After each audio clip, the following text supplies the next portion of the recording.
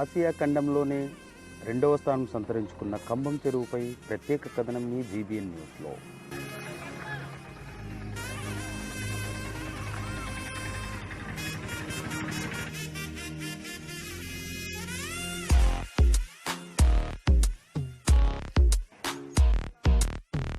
సువిశాలమైన మన కంబం చెరువు వందల వేల ఎకరాలకు సాగునీరు అందిస్తూ అత్యద్భుతమైన పర్యాటక కేంద్రంగా విరాజిల్లుతుంది.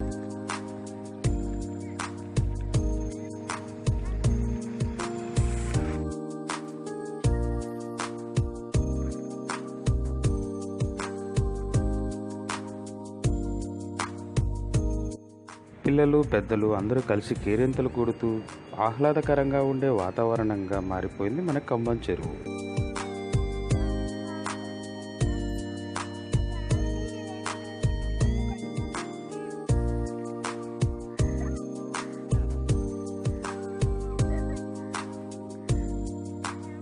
ప్రభుత్వం వారు పలుమార్లు పర్యాటక కేంద్రంగా తీర్చిదిద్దుదామని తెలిపినా కూడా ఇప్పటికీ పర్యాటక కేంద్రంగా మారకపోవటం, కనీస వసతులు కూడా లేకపోవడం గమనార్హంగా మారిపోయింది.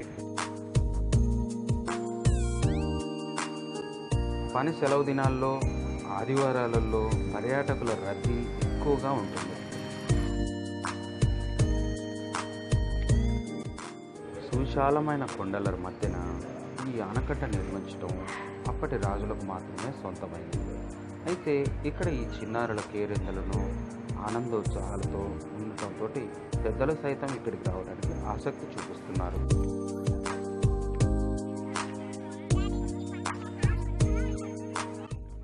ఒక్కసారి కంబం చెరువు నిండితే ఇక తమకేమీ ఇబ్బంది లేదంటున్న ఇక్కడి రైతన్నలు. కారణం కేవలం ఒక్కసారి చెరువు నిండిందంటే 3 కార్ల పంటలకు ఏకకాలంలో నీళ్లు వస్తుంటాయని, ఇక్కడి తూముల ద్వారా తమకు నీరు అందుతుందని వాళ్ళు తెలుపుతున్నారు.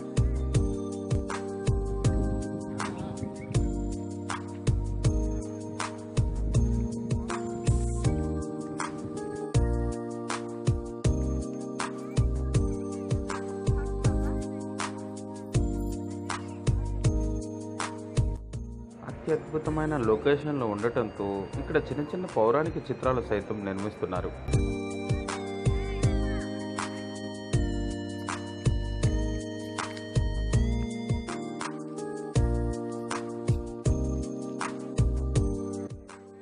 అయితే ప్రభుత్వం వారు ఇకనైనా స్పందించి పర్యాటక కేంద్రంగా తీర్చిదిద్దితే ఈ ప్రాంతం మరింత అభివృద్ధికి పొందుతుందని స్థానికులు కోరుతున్నారు.